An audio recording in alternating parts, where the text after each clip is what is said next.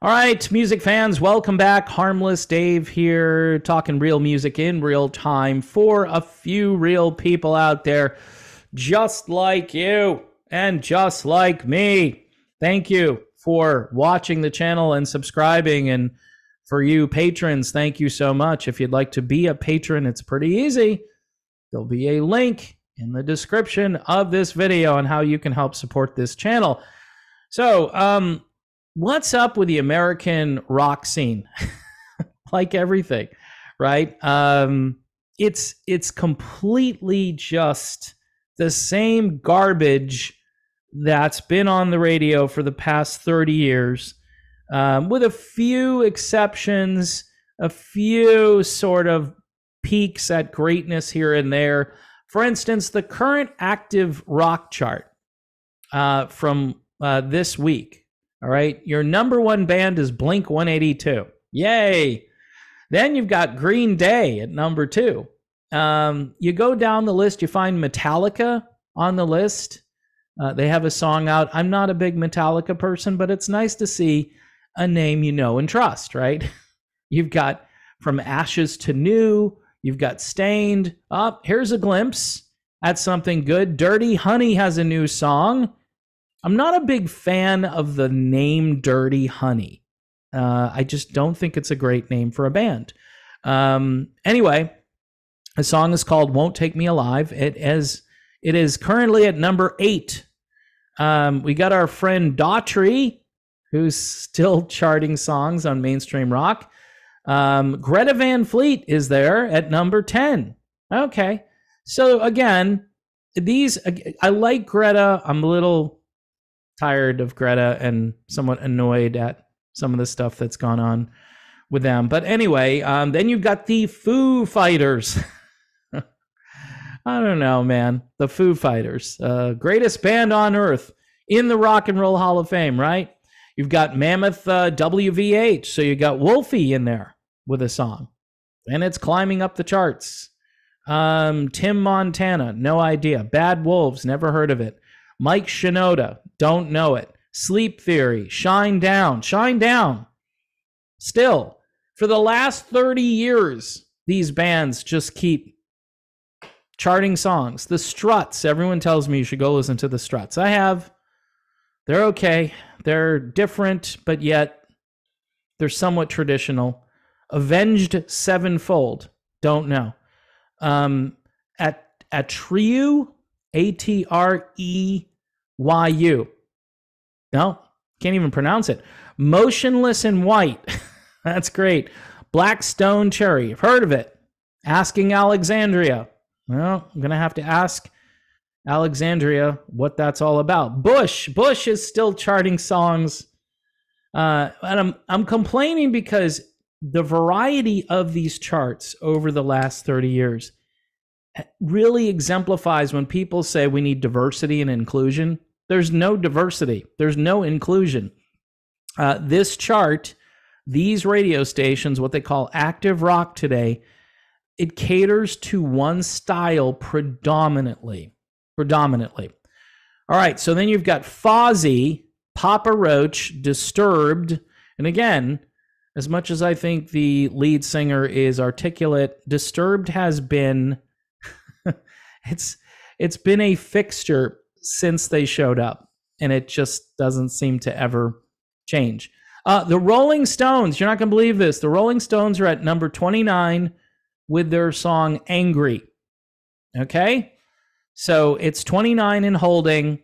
It appears that they lost airplay because, you know, who's going to play the Rolling Stones? They're just too old. And even though probably one of their better albums, when you listen to it from start to finish, really surprising how great it is, they were just able to crack the top 30 there. And then finally, rounding out this amazing chart is a brand new song by Nickelback. Nickelback, ladies and gentlemen. Yeah, I know some of you might like Nickelback. I think someone asked me, and I was like, one of the worst bands ever. I'm sorry. I don't like it.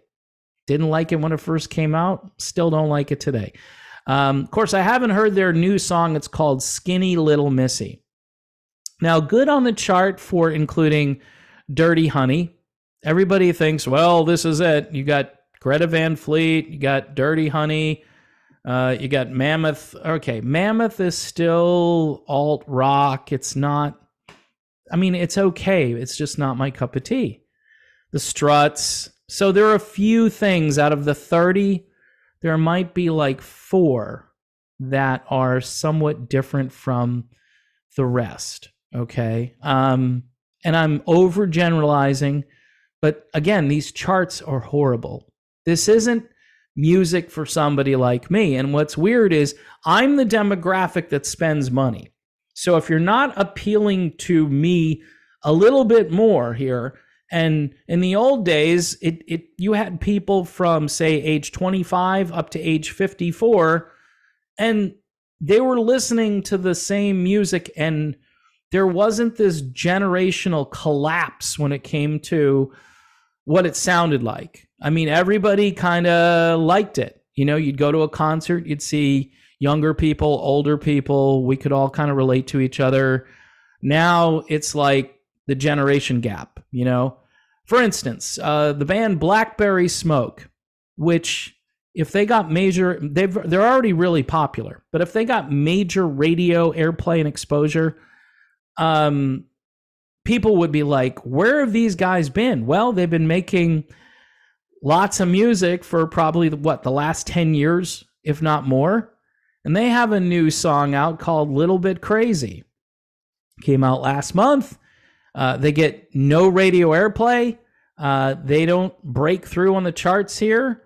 And it's just mind blowing how a programmer, you know, in some high-rise building somewhere doesn't say, you know what, this is really good. Let's see what kind of reaction we get from it.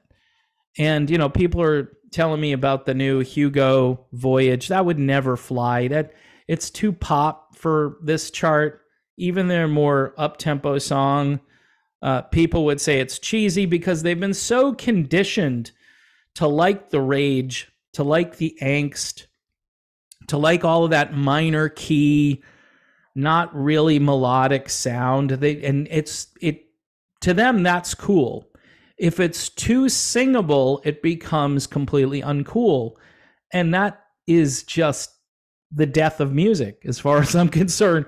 I mean, do you want to sit in a corner, you know, in the fetal position with a razor blade, or do you want to go out and have a great day? Maybe, you know, put the top down on the convertible, crank up the great, you know, Bose stereo, whatever you have in your car, and enjoy life. I mean, how do you enjoy life to constant negativity? I think all of this is just like feeding itself. And, you know, a band like Blackberry Smoke sounds a little bit like the Stones, sounds a little bit like the Black Crowes, sounds a little maybe like Lynyrd Skynyrd. But they've got their own thing. Is there a Southern rock bias? I don't see any Southern rock on here. I mean, not guys who were born in the South, but Southern rock. I don't see any. And, you know, the South right now, not as popular as it used to be. I mean, these bands that are being told, can you change your name? Like Confederate Railroad, can you change your name to something else? Because it's offensive to us, you know? So, I don't know. I think there's probably a bias mixed in there, but this organic, bluesy type of sound, which used to be a major part of most rock and roll, in some form has evaporated. And you take the blues out of stuff, you also take the soul out of it. That's why it's good to see bands like Dirty Honey on the charts, but that's kind of it. They're probably the most soulful band. I mean, Metallica isn't known for being soulful. In fact, Metallica kind of started all this stuff, really. They did. Whether you like them or not, I tend to not like them. And, you know, I have to be in a mood to listen to them. And the only reason I will listen to them is because I got, you know, just overdosed probably on the Black Album, like many of us did. But after that, what else? Like, what else? I mean, yes, if you hit me hard enough over and over again with the same music, I'm going to be like, yeah, all right, maybe it's not so bad, but it's not something I'll go and purchase. I want to hear something that kind of makes my ears feel good. Hence, while I still have the hearing, it's good. I don't want to wind up like Pete Townsend and be like, what? Oh, you're playing some music. Well, I remember music, yeah, in the old days when it all sounded the same, and the charts pretty much catered to one particular sound. I was fortunate because I grew up in a period of time where there was plenty of diversity and inclusion, not necessarily equality of opportunity within the music world, but not this generic, everything has to fit into this framework. And that's where we are now. And is there hope for the American music scene? Not unless we do a parallel scene. And bands like Blackberry Smoke, you might see them on some independent chart somewhere. Their album might show up, because people are purchasing it.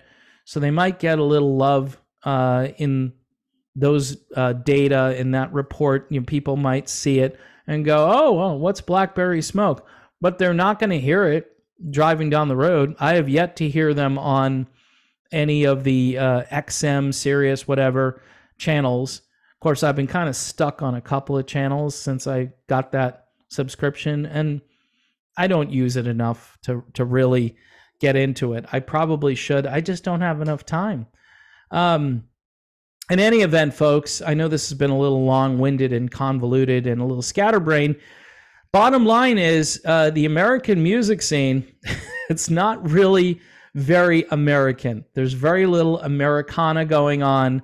There's very little, blues and soul in it, and it's really a shame. So, in any event, that's my video. Thanks for watching. Please subscribe, and I will see you soon.